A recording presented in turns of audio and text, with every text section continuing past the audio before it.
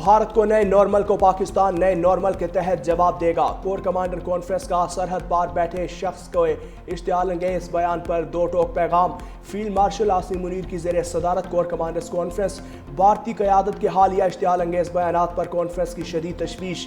Corps commanders نے کہا بھارت کا جنگی جنون خطے کے امن و سلامتی کے لیے خطرہ ہے، کسی بھی بھارتی جارحیت کا فوری اور فیصلہ کن جواب دیا جائے گا۔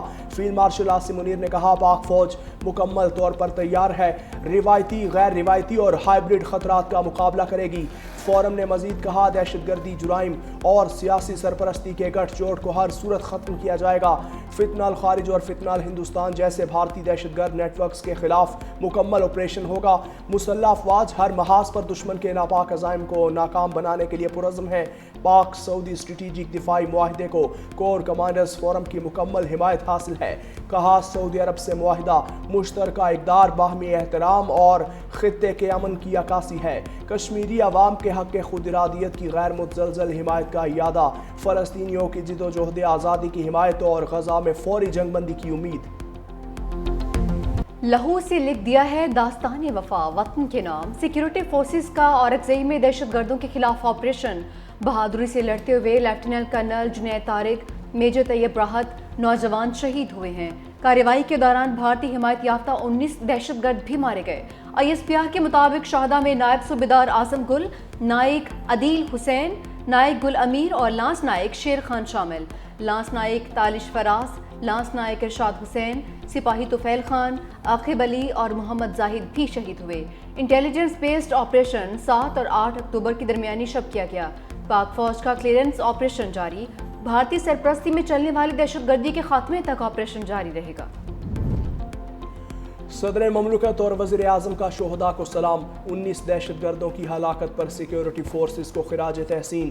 صدر اور وزیر اعظم کی شہداء کے لیے دعائے مغفرت، لواحقین کے لیے صبر و استقامت کی دعا۔ Lieutenant colonel Junaid Tariq, major Tayyab Rahat اور پاک فوج کے جرت مند سپاہیوں کی شہادت پر افسوس کا اظہار۔ کہا سیکیورٹی فورسز کے نیڈر سپوتوں کی قربانیاں ہرگز ضائع نہیں جائیں گی۔ بھارتی حمایت یافتہ دہشت گردوں کے مذموم عزائم کو خاک میں ملا دیں گے۔ چیئرمین پیپلز پارٹی بلاول بھٹو زرداری کا بھی شہداء کے اہل خانہ سے دلی تعزیت اور یکجہتی کا اظہار۔ کہا دہشت گردوں کے خاتمے کے لیے جاری آپریشن میں سیکیورٹی فورسز کی غیر متزلزل حمایت جاری رہے گی۔ وفاقی وزیر داخلہ محسن نقوی نے بھی اورکزئی آپریشن میں شہید ہونے والے افسران اور جوانوں کو خراج عقیدت پیش کیا۔ سہیل آفریدی صاحب سے اب یہ تقاضا ہے اور خان صاحب کی یہ توقع ہے کہ وہ اپنے آپ کو دور رکھیں گے اور وہ بالکل واشگاف الفاظ میں کہیں گے کہ ہم وفاقی حکومت کی پالیسیوں کی حمایت نہیں کرتے۔ یہ انتہائی اہم بات ہے۔ علی امین گنڈاپور وزیر اعلیٰ کے عہدے سے فارغ۔ سیکرٹری جنرل تحریک انصاف سلمان اکرم راجہ کی تصدیق۔ میڈیا سے گفتگو میں کہا کہ یہ بات درست ہے کہ علی امین گنڈاپور کو وزارت اعلیٰ کے عہدے سے ہٹایا جا رہا ہے۔ سہیل آفریدی کو وزیر اعلیٰ KP کے عہدے پر نامزد کیا گیا۔ بیرسٹر علی ظفر نے بھی سہیل آفریدی کو نیا وزیر اعلیٰ تعینات کرنے کی تصدیق کر دی۔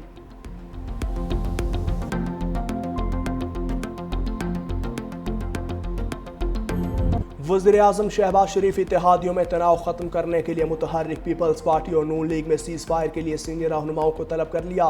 ذرائع کے مطابق وزیر اعظم کو پارلیمنٹ سے پیپلز پارٹی کے واک آؤٹ پر آگاہ کیا جائے گا۔ مسلم لیگ نون کے سینئر رہنما وزیر اعظم کو پیپلز پارٹی کے تحفظات سے آگاہ کریں گے۔ وفاقی وزیر داخلہ محسن نقوی بھی آج وزیر اعظم شہباز شریف سے ملاقات کریں گے، صدر مملکت کا پیغام پہنچائیں گے۔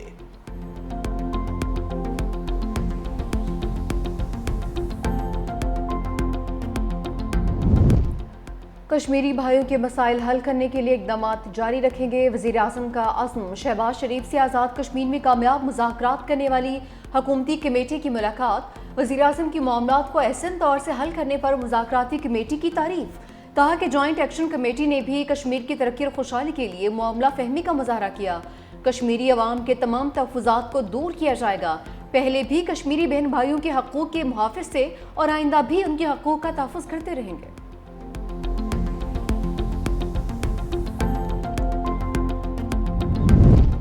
پنجاب میں بلدیاتی انتخابات دسمبر کے آخری ہفتے میں ہوں گے۔ الیکشن کمیشن نے تحریری فیصلہ جاری کر دیا۔ الیکشن کمیشن کا کل سے پنجاب بھر میں حلقہ بندیوں کا کام شروع کرنے کا حکم۔ حلقہ بندیاں 2 ماہ میں مکمل کی جائیں گی۔ پنجاب میں بلدیاتی انتخابات لوکل گورنمنٹ ایکٹ 2022 کے تحت کروائے جائیں گے۔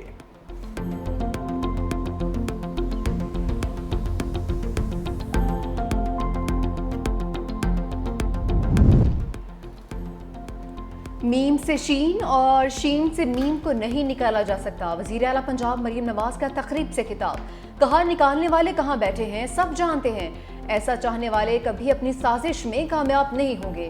مزید بولی پنجاب میں عوام کا پیسہ عوام پر خرچ ہوتا ہے، دوسرے صوبوں سے آنے والے کہتے ہیں کاش ہمارا صوبہ بھی ایسا صاف ہوتا، پہلے کوئی سوچ نہیں سکتا تھا چھوٹے شہروں میں الیکٹرک بسیں چل سکتی ہیں، جن شہروں میں گرین بسیں آئیں وہاں شہری خوشیاں منا رہے ہیں۔ وزیر اعلیٰ پنجاب نے پاک پتن میں بھی الیکٹرو بس سروس کا افتتاح کر دیا۔ مریم نواز کے بیانات جھوٹی ذہنیت کی عکاس ہیں، میرا پانی میری مرضی والی باتیں صوبائیت کو ہوا دینے کے مترادف ہیں۔ گورنر خیبر پختونخوا فیصل کریم کنڈی نے کہا کل خیبر پختونخوا بھی کہے گا میرا ڈیم میرا پانی میری معدنیات، تو پھر کیا ہوگا؟ علی حیدر گیلانی اور ایمل ولی سے سیکیورٹی واپس لینا غلط ہے، کیا آپ لوگ دہشت گردوں کو دعوت دے رہے ہیں؟ وزیر اعلیٰ کے پی پولیسی بیان دیں کہ وہ ریاست کے ساتھ ہیں یا دہشت گردوں کے ساتھ۔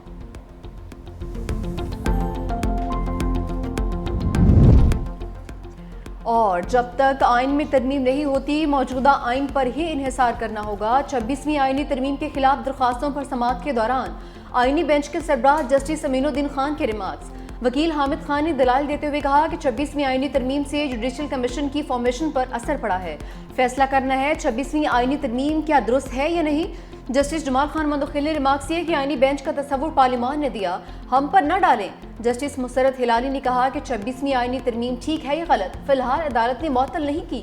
جسٹس محمد علی نے سوال اٹھایا کیا 26ویں آئینی ترمیم کے بعد مقرر کیا گیا بینچ فل کورٹ کی درخواستوں پر فیصلہ کر سکتا ہے؟ جسٹس عائشہ ملک نے کہا میرا سوال ہے 26ویں آئینی ترمیم میں فل کورٹ کو کہاں روکا جا رہا ہے؟ آئینی بینچ نے مزید سماعت کل 11:30 بجے تک کے لیے ملتوی کر دی ہے۔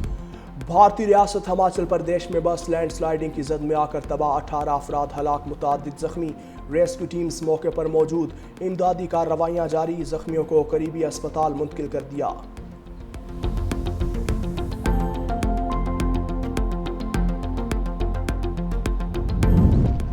جاپان کے شہر نوماتا میں جنگلی ریچھ سپر مارکیٹ میں گھس آیا، ریچھ کے حملے میں 2 بزرگ شہری زخمی، ریچھ نے سٹور کے شیشے توڑ دیے، پھلوں کے سیکشن میں موجود چیزوں کو بھی نقصان پہنچایا، قریبی علاقے سے ایک شخص کی لاش بھی برآمد ہوئی ہے۔